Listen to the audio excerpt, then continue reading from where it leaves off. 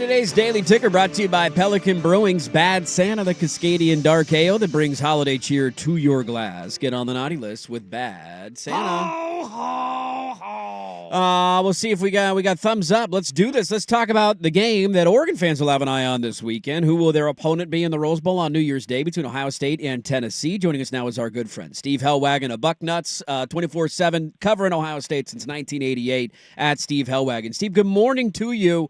I've been seeing stuff online. It's hard to know if it's true, and maybe we won't know it till game time. There's going to be a lot of orange reportedly in the stadium. What's going on with ticket sales? How's that looking? And where's Buckeye fan act going into this game? Well, guys, it's a big stadium and it's a cold day, so I think you gotta kind of think about those two things. Ohio State, I don't know if this is the same for every playoff game, but they gave Tennessee 3,500 tickets. I mean, that may be standard for everybody, who's hosting these first-round games. And then, obviously, Ohio State went through its students and its season ticket holders, and then they even had a public sale. And, again, this is Tennessee's first-ever trip to the playoff, whereas for Ohio State, this is their sixth trip to the playoff, and they're the only school in the country that's been in it for the last 6 years now.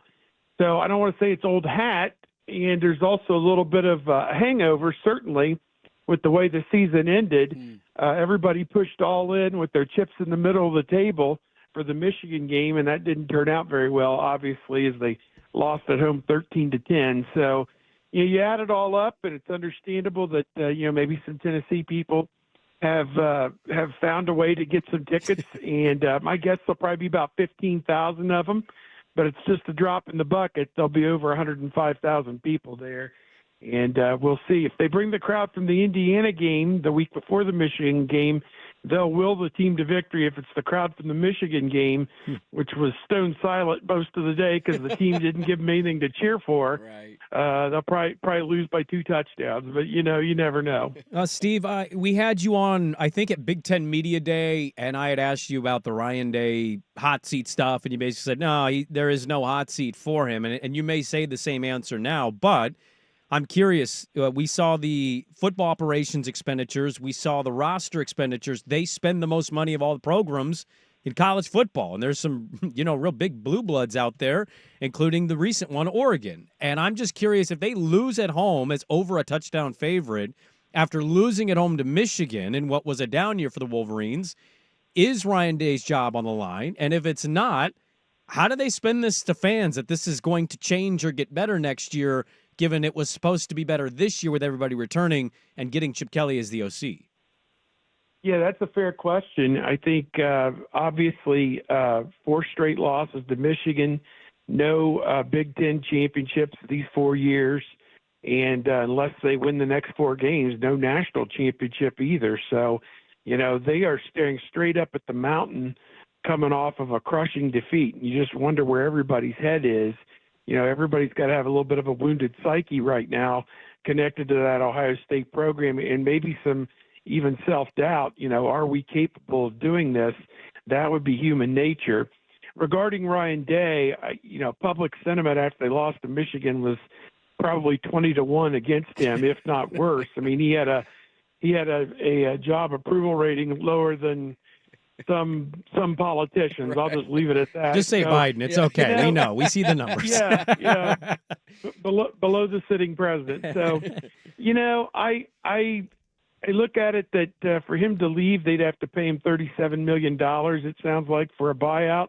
And that just sounds like a lot of money. He's under contract for 4 more years through 2028. So Ross Bjork, the athletic director, says that he'll be back in 2025. And I tend to believe that. I mean, I just don't know how you cobble together that type of a buyout and also expect, in this new revenue sharing era with the student athletes, how you're going to be able to pay players and, build buildings and turn on the lights and scholarships and everything else you got to pay for. So I doubt it. I think he's going to be back in 2025, but it would definitely help his public persona if he was to win the game. Earl Bruce coached here back in the 80s, and he said if you win the Michigan game, you're the king of the town, et cetera. If you lose the game, you better walk the back alleys because nobody wants to see your face. And right now, Ryan Day is going down that back alley right now. Yes, So. he is.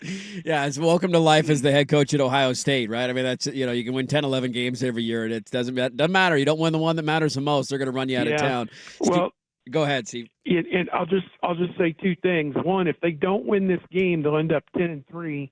It would be the first time since 2011 that they didn't win 11 games, which is quite a run, other than the COVID year when they only played 8 games and ended up 7-1. But and then the other thing is, if they lose this game, it would be the first time since 1988 that they've lost back-to-back home games at Ohio Stadium. That hasn't happened in 36 years. Wow. Holy hell. Yeah. Yeah, they go a long time between lean seasons here at the Ohio State College. So it's been a while. Those are remarkable numbers there. Steve Helwagen, our guest, Bucknuts, covering Ohio State since 1988. That year, Steve Helwagen on Twitter. Go give him a follow. I look at this game, Steve, where I'm trying to put my Oregon fandom hat on of like, who would I rather play? And I probably lean Tennessee just because of the whole it's hard to beat a team twice. But they're very similar teams in my mind of issues offensively potentially, but elite defenses and great in the front seven. How do you view this matchup, and what are your thoughts on that point? I think the point spread's still north of a touchdown, and that's been a bit of a head scratcher to me considering the injuries on the offensive line to Ohio State. How do you feel about the matchup? Yeah, I agree with you. The teams are somewhat mirror images of one another. Tennessee has a great running back in Dylan Sampson, 5'11", 201-pounder. He's not, a big 240-pound guy who's going to run over you, but he is a very rugged and hard runner, and it usually takes more than one guy to get him down. So Ohio State, which gave up 170 yards rushing to Michigan, can't allow something like that to happen again. And that happened in that game because the offense basically left the defense for dead and was going 3 and out in the second half and kept putting them out there. And the defense, try as they might, just couldn't get the stops that they needed. So that's the first thing. Ohio State on the other side's got Travion Henderson and Quinshon Judkins, who split the role at running back. They could not run it against Michigan, only 70 yards because the offensive line couldn't run block. They were outstanding in pass protection.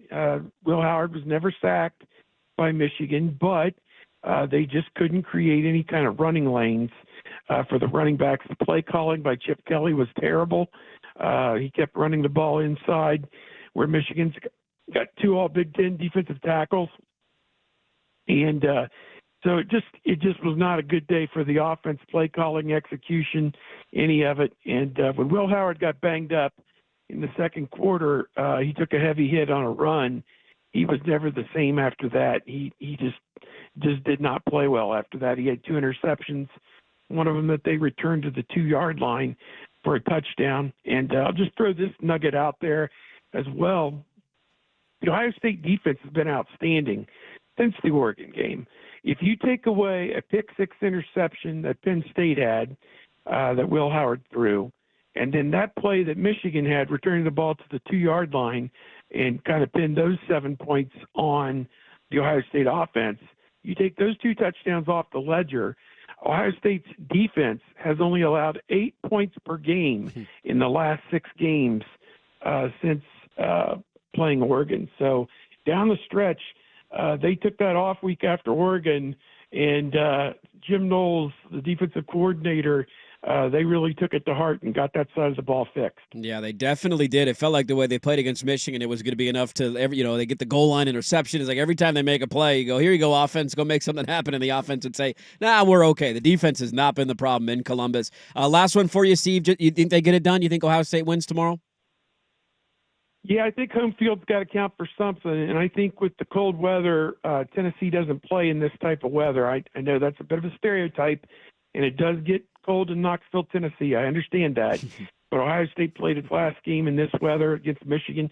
Didn't go particularly well, but they at least have the experience of doing it. I think 24-20 Ohio State, they pull it out.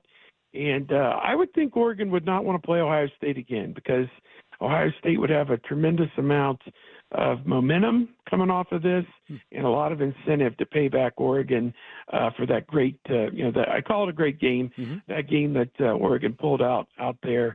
A lot of people think it was the game of the year in college football, and I was there. I would agree. It was really something. It was an all-time class. Hard to beat a team twice. There's no doubt about that. Steve Helwagen, our good friend from Columbus, covering the Buckeyes, Bucknuts.com, the 24/7 site out there, at Steve Helwagen on Twitter. Enjoy the game tomorrow, and we'll see. Maybe we'll be chatting with you again soon, depending on the outcome of that one.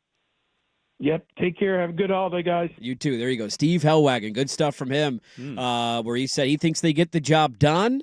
And 24-20, tight competitive. That's kind of the way that I view it. I don't see a bloodbath one way or the other here.